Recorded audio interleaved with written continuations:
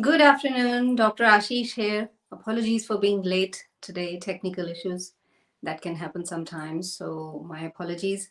11 o'clock today instead of 12, which is my usual time, but I'm consulting at that time, so hence an hour early. So, today we are discussing and talking about feeling let down when you're trying to get pregnant. Wednesdays is generally the day when I discuss and share things about emotions, lots and lots of various emotions, and also the words and the feelings and everything that goes with those emotions. How you express your emotions when, if you are a woman trying to get pregnant, uh, what are the range of emotions that you can go through, and my holistic perspective on those emotions and feelings and practical tools and tips.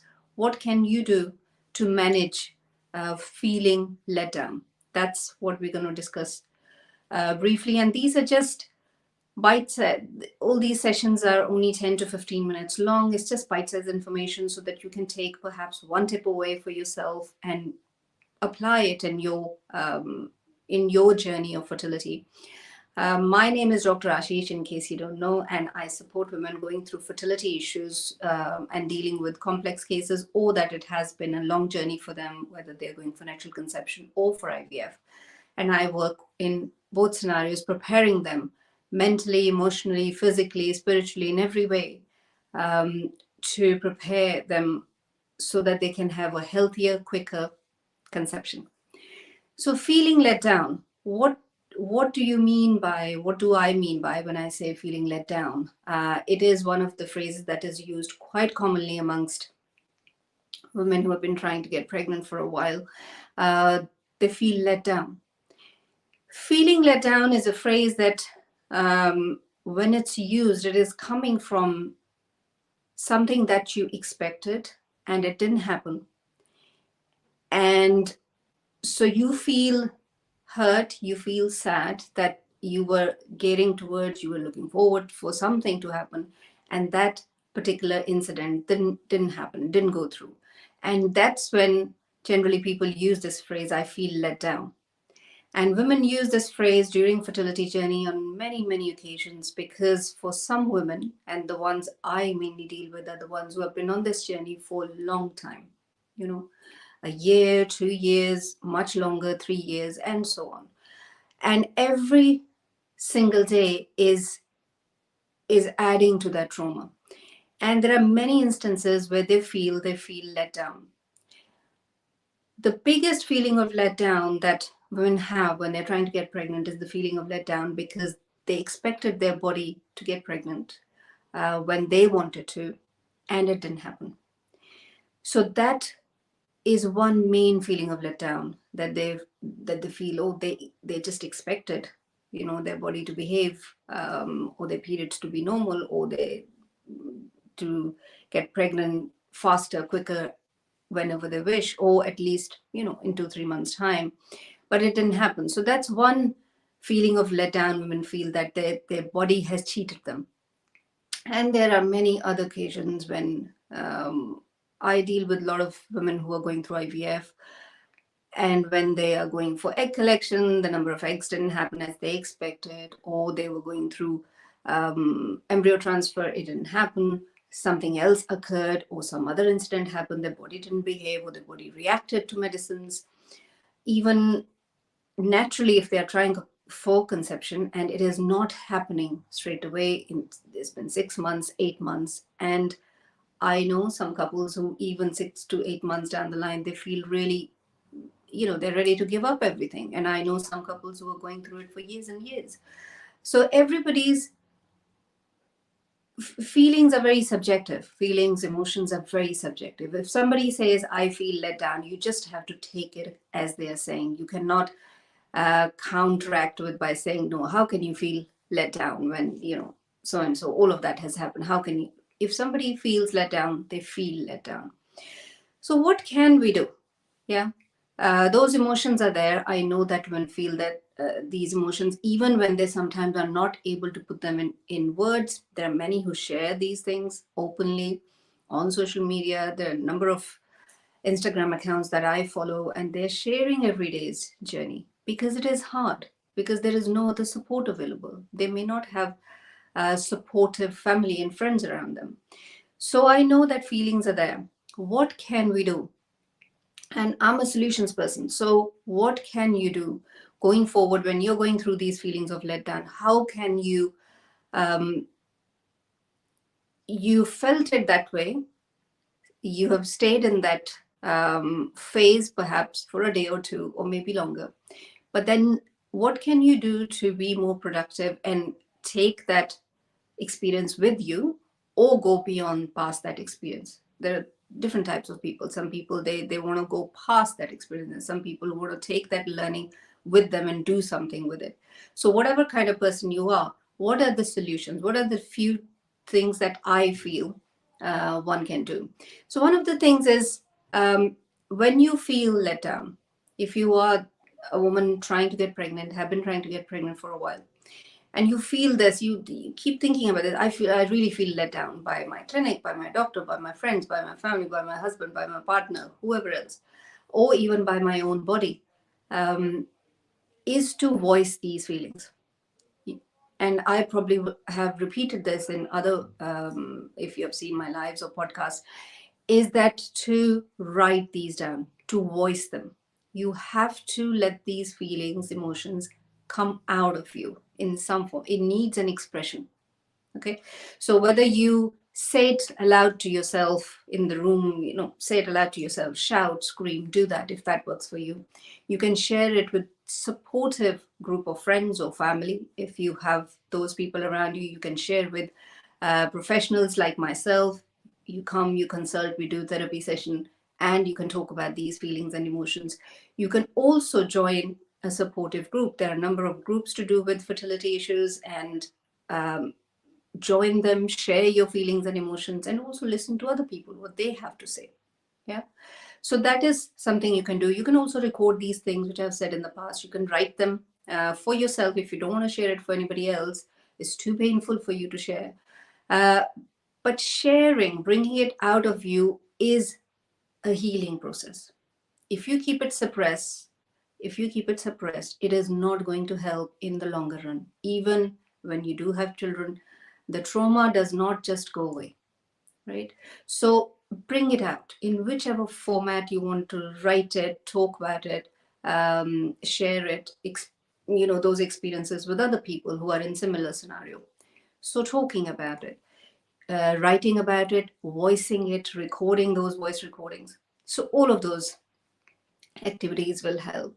You can also do therapeutic work of, counseling, or coming to a practitioner like myself, where you can do some therapy work on yourself. You can do some mindset training work for yourself. Perhaps, um, perhaps you are a person who feel let down very easily. Perhaps you have been putting up a brave face for far too long, and now it's just all crumbling down and you don't know what to do with all these emotions. So that needs some professional support. Yeah. So counseling is great. Psychotherapy sessions are great. Other healing modalities are great. Actual spiritual healing, or Reiki, or I do NLP training, mindset training, yoga training. You can come for all of those and work with those feelings. Yeah.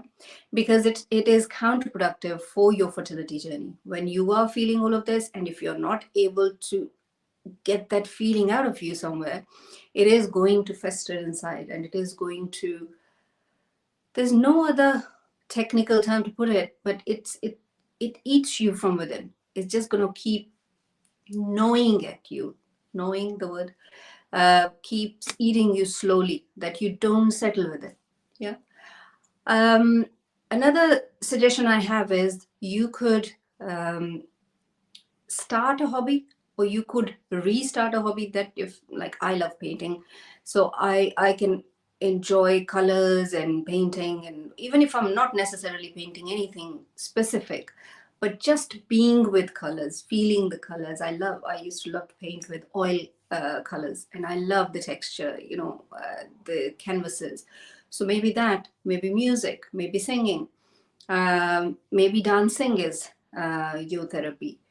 But it is good to utilize that feeling an emotion in some productive way for your own sake. You're not doing it for anybody else. Remember, you're only doing for your own healing. So do it, whatever, even if it's, once a month that you can afford that time and perhaps money wise or resources wise, just do that. And also they say learning a new skill, whatever that little skill may be, maybe a new language, or remember, you're not learning this to compete or to do anything. This is part of your healing process. Whatever gives you that happiness, yeah.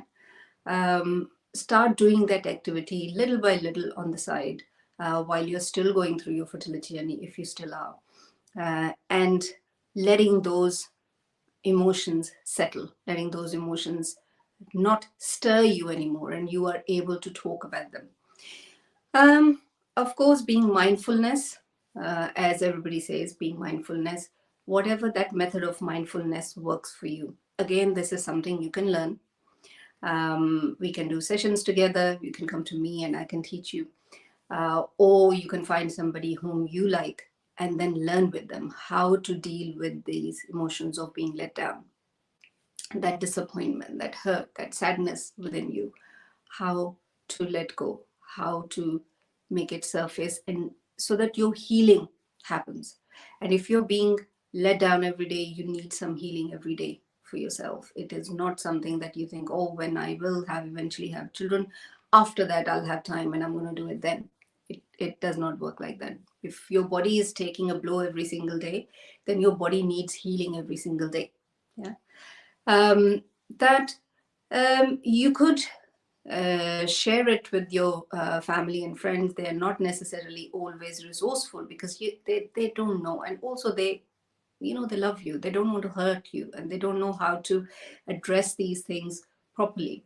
I also feel that feeling let down, feeling of letdown comes from the fact that when we don't have information or knowledge of a particular topic, yeah, so many women, for example, do not know or have no information about their own cervical mucus, how that works, where their fertile window is.